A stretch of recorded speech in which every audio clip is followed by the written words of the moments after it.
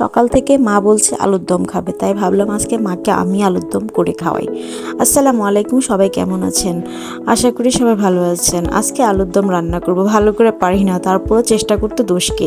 প্রথমে আমি এখানে শুকনো মরিচ আর জিরা ফোড়নটা দিয়ে দিলাম। এরপর কাঁচামরিচ আর পেঁয়াজকে ভালোভাবে ভেজে নিলাম।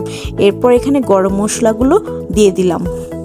পেঁয়াজ আর গরম মশলাগুলো ভালো করে ভাজার পরে আমি এখানে আদা রসুনের পেস্টটা দিয়ে দিলাম। আর এখানে আমি গুঁড়ো মরিচ দেবো না, হালকা হলুদ, ধনিয়া গুঁড়া, জিরা গুঁড়া এগুলো দিয়ে দিলাম।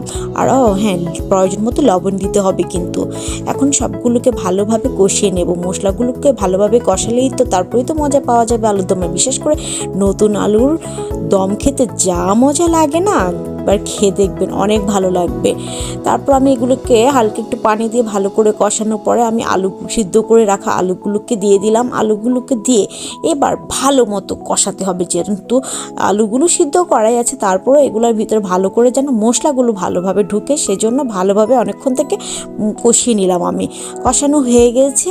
এখন এবার আমি ঢাকনাটা উঠে আবার ভালো করে নেড়ে দিচ্ছি, কারণ এপিঠ ওপিঠ সব পিঠ যেন ভালোভাবে মশলা ঢুকে, তারপরে তো খেতে ভালো লাগবে, তাই না? এখানে আমি হালকা একটু চিনি দিয়ে দিচ্ছি, কারণ একটু মিষ্টি মিষ্টি ভালো লাগবে, টক মিষ্টি ঝালের সমীকরণ, কি যে মজা হবে।